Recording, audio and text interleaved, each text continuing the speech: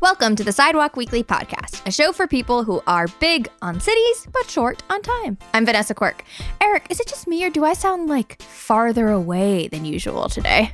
You sound like you're in a wonderful, blissful place, kind of enclosed by the mountains, surrounded by the rolling hills. I'm not sure what it is, but is there something different that you want to tell me?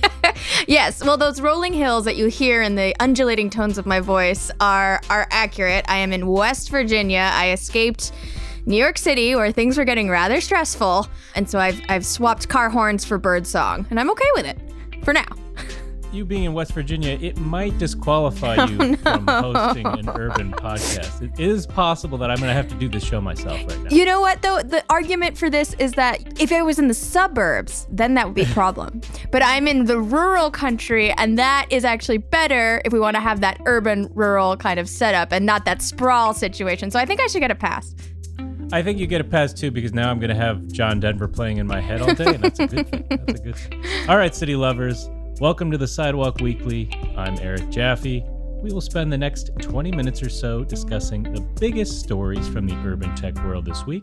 Our first segment looks at 3 top stories. We give them 5 minutes each, and when time's up, you'll hear our bicycle bell. This week, our top stories look at the pros and cons of a rent strike, whether this census is the last census, and how COVID is exposing a lack of urban green space. Not for you, of course, Vanessa. Not right now. All right, so let's jump into it here. We're going to start with rents. This is a story from Kristen Capps, my former colleague at City Lab. He's writing that millions of tenants were not able to write rent checks on April 1st, obviously because of COVID and the economic impacts of that. Yeah. But he says that a rent strike, while it would be helpful now, it would be very harmful for everyone later on. So, Vanessa, why isn't this rent strike, which seems like a great idea, an easy answer? Yeah, this is a tough one because obviously people are suffering right now, immediately. And so clearly they need help to get through this immediate economic hurdle, right? There are millions and millions of people that are out of work. It's kind of unprecedented levels of unemployment in such a short span of time. And so obviously people can't pay the rent right now, right? I think in New York City, it's about 40% of renters can't make the rent right now, which is huge. I mean, I was listening to on my drive down to West Virginia, I was listening to the Theory of Everything podcast, which our good friends Benjamin Walker and Andrew Calloway make. And Andrew was sharing in that episode that he lives with someone who works in the travel industry and at a restaurant. The restaurant completely shut down. They moved out of the apartment. The travel industry person lost their job as well. And so now they're left trying to make do. And they were talking like, what do we do? Do we try and do a rent strike? Because obviously there's so little recourse left to them at this point. So right. I mean, people are not receiving their stimulus money. Right. Right. I mean, I know this big stimulus passed, but people don't have that cash. Right. And I don't know exactly when it's going to arrive, but it's definitely not arriving in time for April 1st. So that much we know. So there are a lot of cities that have done some good work on this. They've put on rent moratoriums. But that only delays the rent, and it's not really clear when people are going to start going back to work, if they'll even recover their income. And so it makes sense that people want to get a rent strike. That would completely cancel the rent for this month, and you'd never have to worry about it again. It feels like the immediate fix for sure. Yeah. And so what Kristen Capps brings up is that there is a problem with an immediate fix. This rent strike could set off a cascade of impacts, right? You don't pay the rent, then the landlord can't pay their mortgage, then the mortgage investments default, which then hurts institutional investors. And you might say screw the institutional investors, what do I care? But Kristen makes the point that those investors are often pension funds, and those are the funds that support teachers, first responders, city workers, and retirement. And so then you end up hurting people that you're trying to help.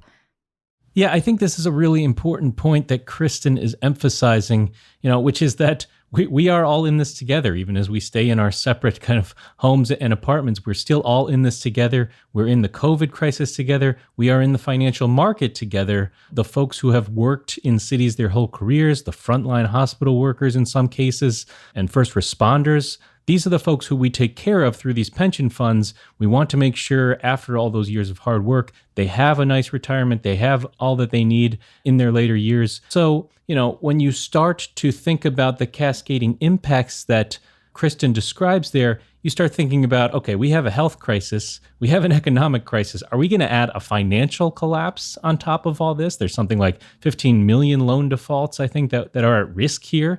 you're really looking at the collapse of a system on top of all of our other problems, potentially making things worse instead of helping. It's not even really clear that this is all legal at this point. I mean, you can put a moratorium on loans backed by federal mortgages, but private loans backed by private banks, it's a much trickier area, could represent an illegal kind of takings by constitutional standards and wouldn't stop necessarily landlords from evicting someone. Hopefully they won't do that right now. But I think, what's clear to me in reading all this is that the very best answer is simply to get cash into people's hands right now, right? Yeah. That's why we passed the stimulus. That's why we needed the stimulus.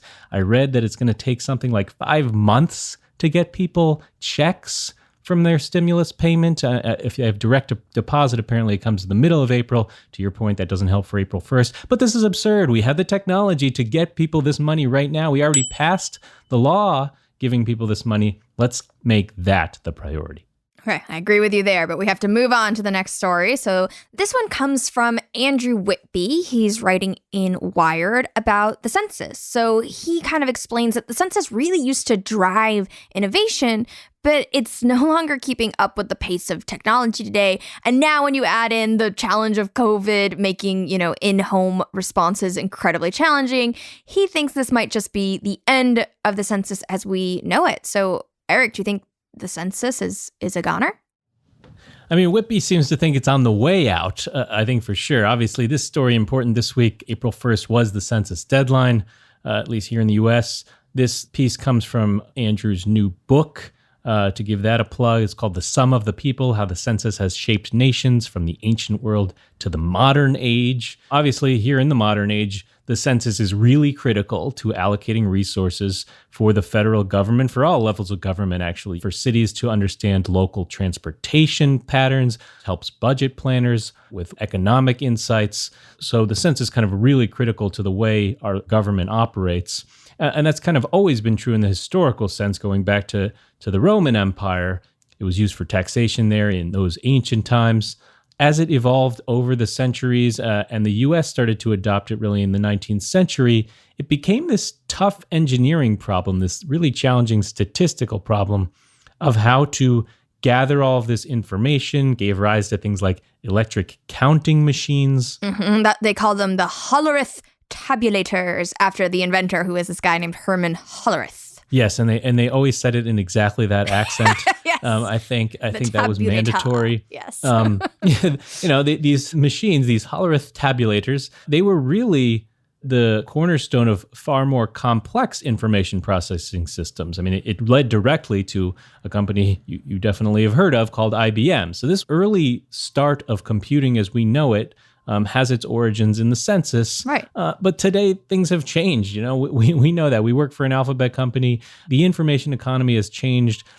Information and data is far more pervasive. The census is no longer driving that source of information. And in fact, it's kind of lagging data use in many senses. Most of the basic information that is sought by the census, it already exists out there somewhere, and that kind of makes the census almost a very expensive act of redundancy. At least some people make that argument.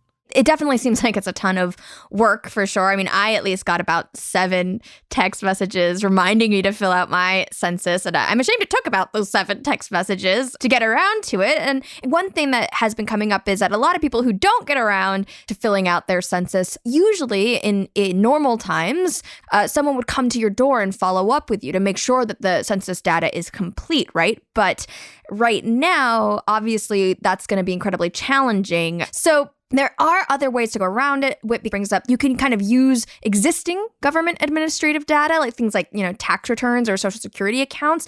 And you could come up with the figures that way with that existing data. That said, that has privacy implications. Americans have traditionally not been very comfortable with the idea of the government having some sort of way of linking people across databases, like a national ID.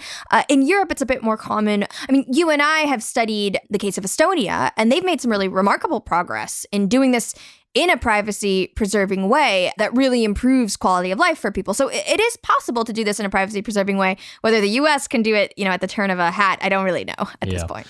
Yeah, and examples like that, with Estonia being a great one, that's it seems to be the reason that Whitby thinks the census will peak this year in 2020 and will start to decline. And he sees that as a very unfortunate thing. It certainly would be a major change. Definitely. All right, our final top story of the week comes from Alyssa Walker, writing, of course, in Curbed.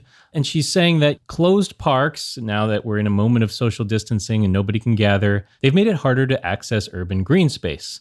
But for some neighborhoods, of course, it was never very easy to do that. Right. So, Vanessa, what is COVID teaching us about the equity of urban parks?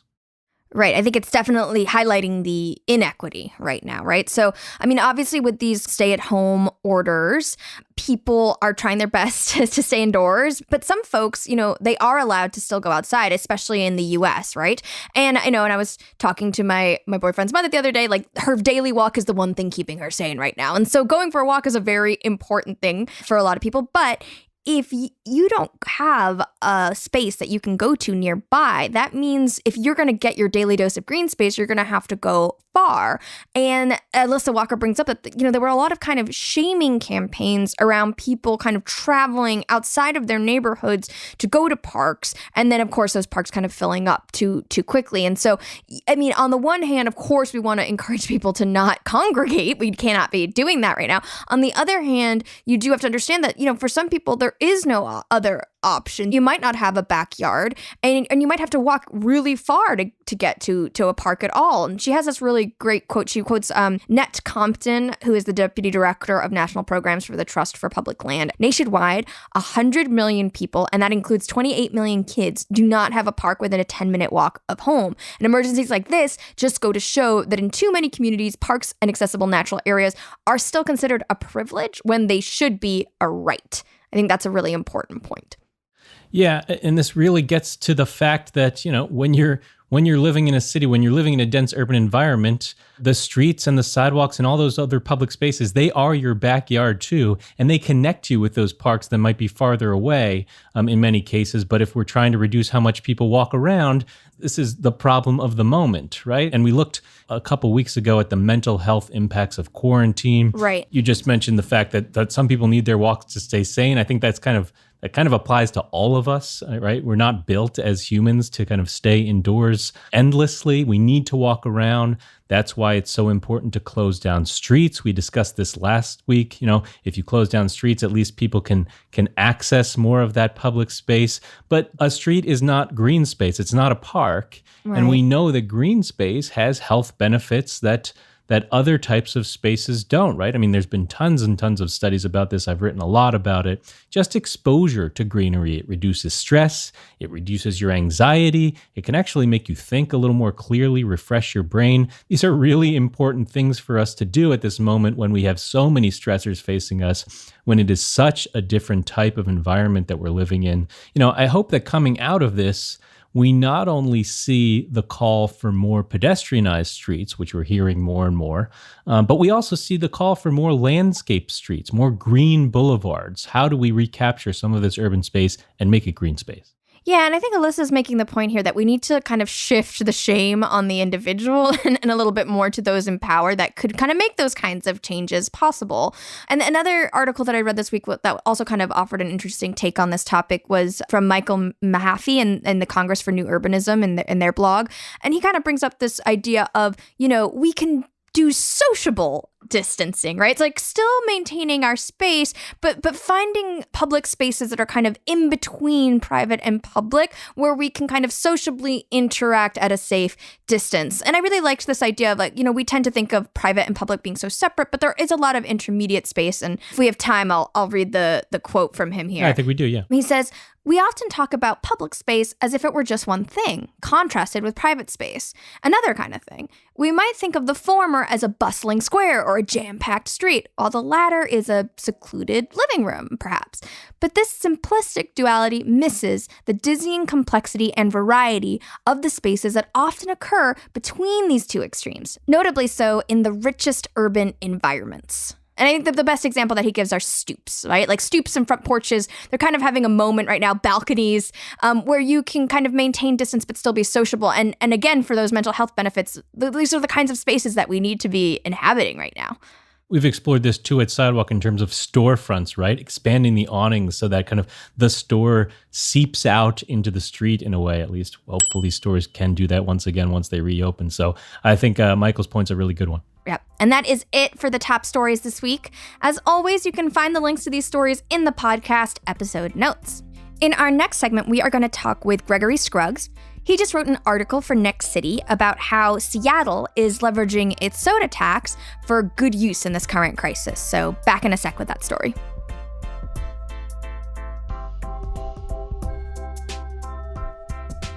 We are now joined by reporter Gregory Scruggs. This week, Gregory wrote a piece in Next City that looked at how the city of Seattle has started using the revenues generated from its controversial soda tax to fund emergency grocery vouchers for families during this current crisis. So, Gregory, thank you so much for joining us. Pleasure to be here from quarantine Seattle. Gregory, appreciate you taking the time. This is a really fascinating program, and you reported that the mayor of Seattle, Jenny Durkan, she called it one of the most remarkable programs she's seen. Can you talk to us and describe for us how it works? So any Seattle resident making less than 80% of the area median income is eligible to enroll in this pre-existing healthy food program, currently subscribing 6,250 people. And they already receive $40 per month vouchers that they can spend at Seattle's farmers markets and Safeway, the grocery store chain, on produce. Seattle simply scaled this up and mailed $800 vouchers, one $400 voucher each in March and April, to help pad people's groceries budgets at a time when everyone's reeling from the economic impact of the pandemic. Obviously, speed is of the essence here. So how was the city able to just roll this out so quickly? Yeah, I interviewed Mayor Durkan, and she said that she went to every cabinet director and said, look in every drawer, look under every couch cushion, proverbially speaking, and find money that we can use to get in people's pockets immediately. And in the case of the grocery vouchers, the city has been collecting revenue since the beginning of 2019 with a sugar-sweetened beverage tax, more colloquially known as a soda tax, that is designed to the money is supposed to be spent on healthy food initiatives like these $40 per month vouchers known as Fresh Bucks. So with that existing infrastructure already providing low-income Seattleites with money for fresh produce, they were able to just plow more money from the soda tax fund into that program on a temporary basis. It seems like from what I've been reading, this is not the only kind of innovative policy to come out of Seattle since the coronavirus outbreak began. I remember reading, I think a few weeks ago, about an initiative to turn parking spots into delivery zones for small businesses that have now transitioned into being delivery only, which I thought was great. Can you talk about some of the other measures that have been in the works in Seattle to provide relief to folks? Seattle has been firing on all cylinders. I was getting a press release at least once per day of a completely new policy grant program announcement of some kind in the middle of March as Seattle was ramping up ahead of the curve, ahead of many other cities responding to this pandemic in a way that many other cities are now doing, virtually identical things. It's been a lot of real-time peer-to-peer learning. In Seattle's case, in the second week of March, rolled out $1.5 million in small business grants of $10,000 each, $1.1 million for the arts, including a $100,000 contribution to a direct artist relief fund that puts money immediately in people's pockets, no middlemen, as well as $1 million to 200 different cultural organizations who had their performing arts seasons canceled. The city is prohibiting any utility shutoffs, deferring utility payments, put a moratorium on rental evictions, a moratorium on commercial evictions for small businesses and nonprofits, and provided rent relief for cultural organizations and nonprofits that occupy city-owned property. You mentioned the priority loading zones. There's also been relaxing of some parking regulations since folks can't really drive anywhere anyway.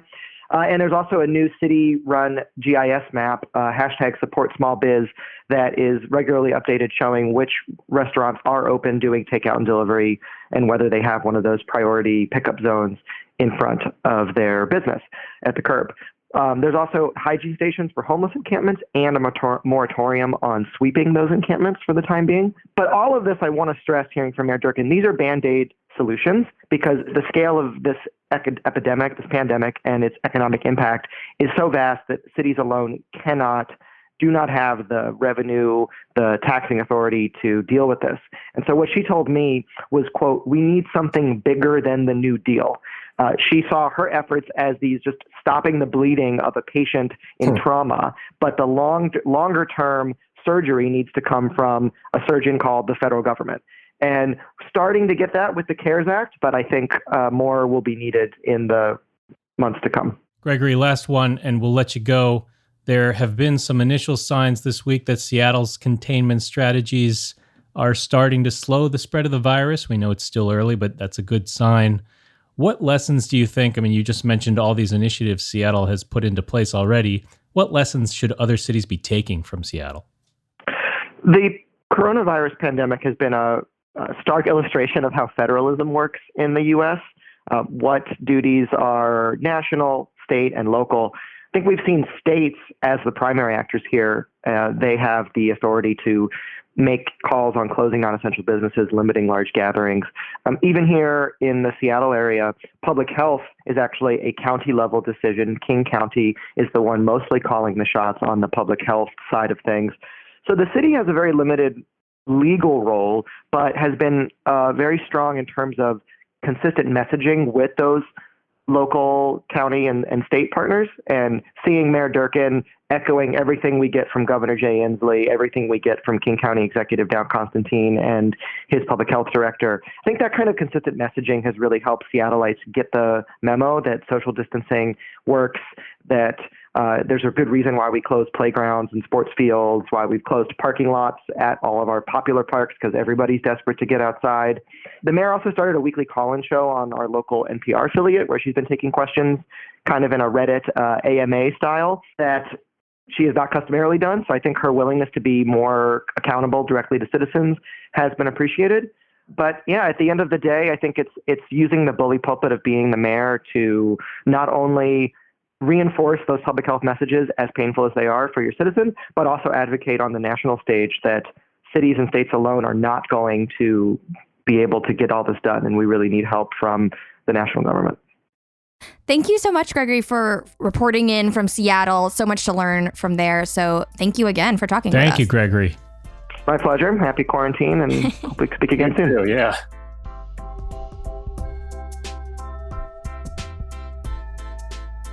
It's now time for our final segment, The Last Smile. In this segment, we set aside the depressing news of the week. There's a lot of depressing news these weeks.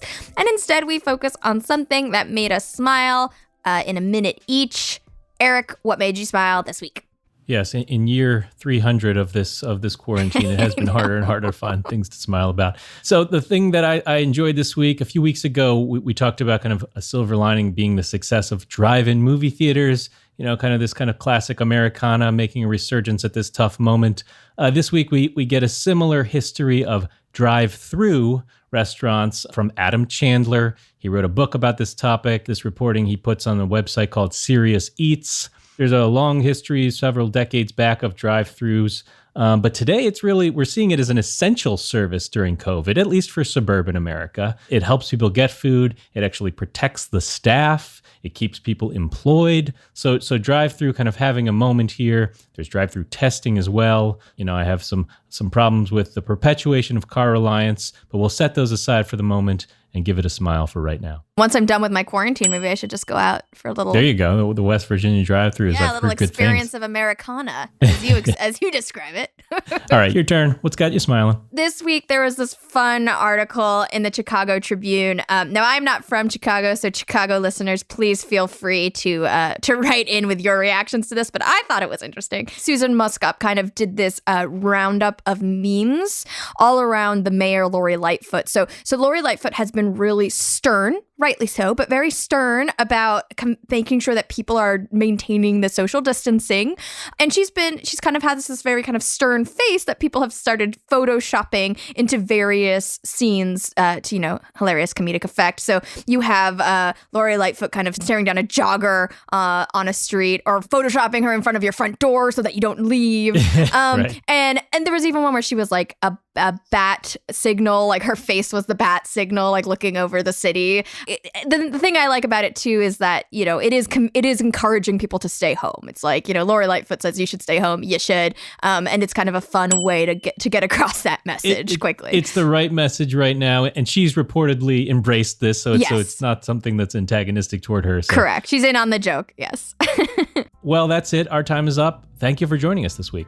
If you want to read the stories that we discussed today and many more, then sign up for the Sidewalk Weekly newsletter at sidewalklabs.com. We just hit our 200th weekly newsletter. Yes, big milestone. So if you're not a reader, use this opportunity. Now's the time. We should note, as always, that the views expressed in the Sidewalk Weekly podcast don't necessarily reflect Sidewalk's company positions. And if you think we're missing a perspective or don't know anything about Chicago and Lori Lightfoot, then you should let us know. You should send us an email or a voice memo to podcast@sidewalklabs.com, and we'll talk about it in a future episode. The Sidewalk Weekly is produced by Vanessa and me. Vanessa does the editing. Our music is from Blue Dot Sessions, and our art is by the great Tim Cow. We'll see you next time. Stay safe, everybody.